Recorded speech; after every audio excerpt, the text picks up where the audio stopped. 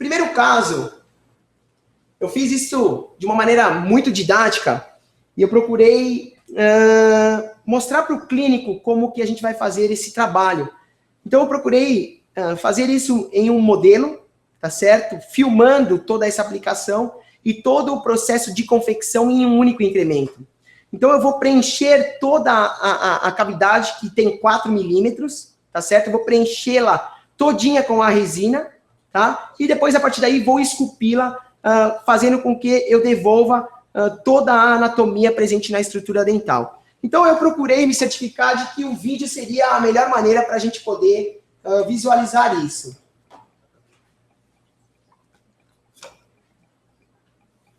Uma luz laranja para não polimerizar a resina, para a gente poder trabalhar de uma maneira bem segura, com um campo operatório bem amplo e visível, para que a gente, então, tenha sucesso na hora de confeccionar as nossas resinas. Primeira coisa que a gente fez, aplicação de um adesivo, tá? E polimerização por 60 segundos. Claro que se isso fosse numa estrutura dental natural, eu precisaria fazer todo o protocolo de hibridização necessário. Como aqui é um modelo de trabalho, eu fiz apenas a aplicação do adesivo para poder reter de uma maneira mais segura a restauração. Faço, então, a aplicação da resina. Nesse momento, a gente tem as ondas sônicas desestabilizando, perdão, as moléculas e deixando ela fluida. Como que eu faço essa aplicação? Sempre em movimento de varredura, de uma proximal à outra. Creio que essa é a melhor maneira de a gente poder ter esse controle. Os artigos comprovam essa adaptação perfeita no interior da cavidade, tá certo? Fazendo com que a gente tenha segurança na hora de aplicar a resina. A partir do momento que eu dispenso ela, eu tenho já o seu estado normal de viscosidade e vou trabalhar com a escultura, tá? Então, readequo ela estendo ela, a resina, por toda a cavidade, tá? E vou alisando ela já me preparando para a próxima fase, que é a remoção dos excessos. Então, com esse instrumental, na altura, na direção da cúspide, eu vou fazendo uma varredura, removendo e diminuindo, em si, os meus ajustes oclusais posteriores e começo a parte de escultura, tá? Mostrando que a resina é viscosa o suficiente para que a gente possa, então, poder esculpir ela com segurança. Tá? Então, o principal aí é mostrar que ela é uma resina esculpível. Tá? Esse é o ponto talvez mais importante de se mostrar aí como tudo isso foi feito. Faço adaptação, eu gosto muito de usar microbrushes bem pequenos para melhorar essa adaptação da resina, tá certo?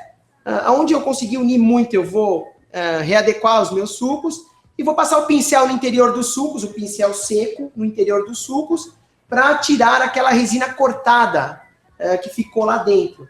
Tá? Então, com essa maneira, eu deixo toda a parte interna totalmente lisa, permitindo, então, com que minhas focetas fiquem bem profundas e meus sulcos fiquem lisos, para que eu possa, então, partir para o segundo passo, que é a colocação dos pigmentos. Tá? Então, com o pincel, vou adequando isso, e aí, com o instrumentalzinho em forma de ovoide, eu vou fazendo algumas texturas na resina, copiando, tentando mimetizar a estrutura dental natural, que é muito, em algumas partes tem algumas rugosidades, e essas diferenças de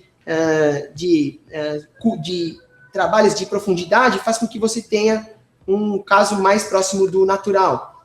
Tá? Aí, sim, ativação, e aí eu faço 4 aplicações de ativação de 30 minutos, de 20 minutos, perdão. Tá? Aplico o meu corante, trabalho com o Color Plus da Care, tá?